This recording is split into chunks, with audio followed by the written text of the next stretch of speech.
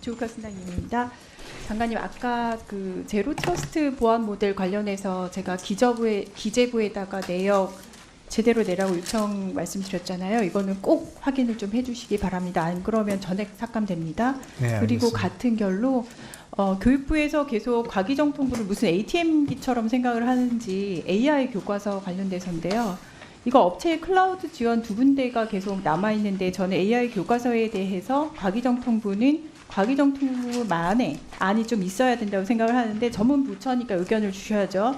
이것 또한 교육부에 끌려서 지원하는 꼴이 되면 안 되기 때문에 이것도 전액 삭감 되고 싶지 않으면 교육부한테 목적, 내역, 계획 제대로 주셔야 한다고 말씀드리고 그래야지 저도 예결 소위에서 심사를 할 수 있습니다. 그리고 아까 김영숙 교수 관련해서요. 존경하는 최민희 위원장님께서 사실 정말 언급을 잘 해주셨는데 김영숙 교수 그리고 김창경 교수 관련된 연구과제 예산 전액 삭감 대상이라는 거 알려드립니다. 이건 제가 직접 심의를 하겠습니다. 그리고 일차관님, 저번에 혹시 기억하실지 모르겠는데 챗GPT 배우러 발리까지 출장 다녀오신 분이 있는 상임 감사제도 이것도 서면 질의를 했습니다. 이거 제대로 뭐 해명 없으면 이 또한 삭감 대상이고요. 장관님, AI 관련된 예산안을 제가 이렇게 뜯어봤더니 뭐가 많은데 네. 빠진 게 있습니다. 학습 데이터 관련된 내용인데요. 인프라 아무리 잘 만들어도요. 학습 데이터 그 양질의 학습 데이터 없으면 아무런 의미가 없어요. 해외에서는 지금 다들 달려나가고 있는데 우리나라 정부 예산안에는 AI를 하겠다고 하시는데 실질적인 내용이 없어요. 그래서 학습 데이터를 위한 개선안 그리고 관련된 예산안은 좀 챙기시는 것이 좋을 것 같아서 말씀을 드립니다.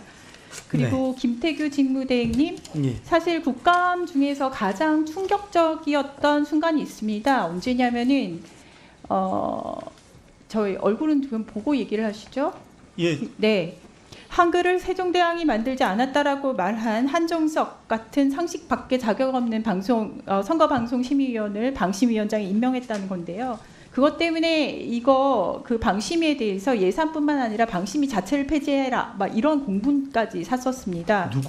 제가 방심위를 보니까 한정석 그 선거방심위원 가서 한번 보세요. 아, 선거방송이 네, 방송심의 제가 방심위를 보니까 법안에도 제출을 했는데 보도 공정성 심의 폐지에 대해서요. 소위도 특위도 제대로 작동을 안 하고 있어요. 한 개 특위당 얼마씩 예산이 들어가냐면은 지금 4,500만 원씩 예산이 들어가고 있는데 단순 자문이라고 하면서 심사에는 반영도 안 하고 있습니다.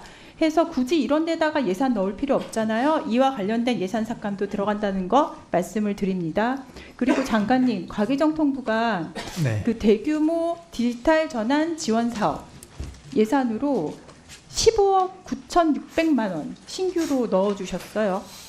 네. 알고 계시죠? 네네. 이거는 굉장히 복잡한 문제인데 공공부문 과제에 대해서 상출제 대기업 참여 부분에 대한 이야기가 섞여 있습니다. 그게 어떻게 보면 문제의 본질이라고 볼 수 있는데 제발 그 가벌 병정까지 이어지는 소프트웨어 관련된 과제 구조 깰 수 있도록 대기업, 중소기업, 중견기업 이거 동등한 지분으로 사업 참여 시켜서 대가를 충분히 주시고 그에 맞게 책임을 지우는 방향으로 예산 운영을 하셔야 돼요. 일을 한 만큼 돈을 받아가야 되잖아요.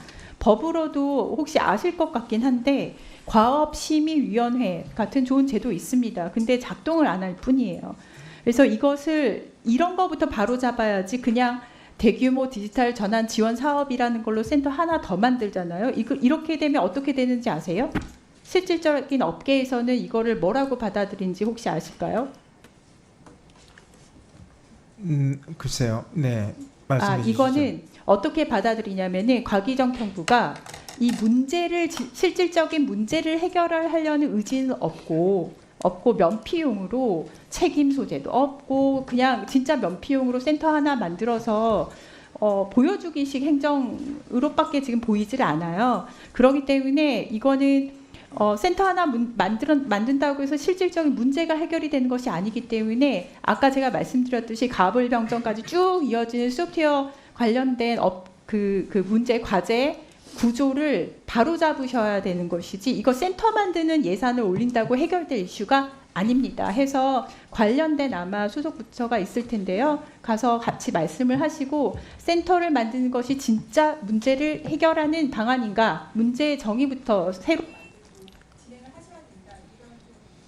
네, 잠깐만 말씀드릴게요. 사실은 그 역으로 이게 지금 여러 가지 이 사업 규모나 복잡성이나 계획 변동도 많아서 여러 부처가 하고 이게 조금 기존 제도 가지고는 이게 전체적인 컨트롤이 안 되겠다 싶어서 우리가 하고자 하는.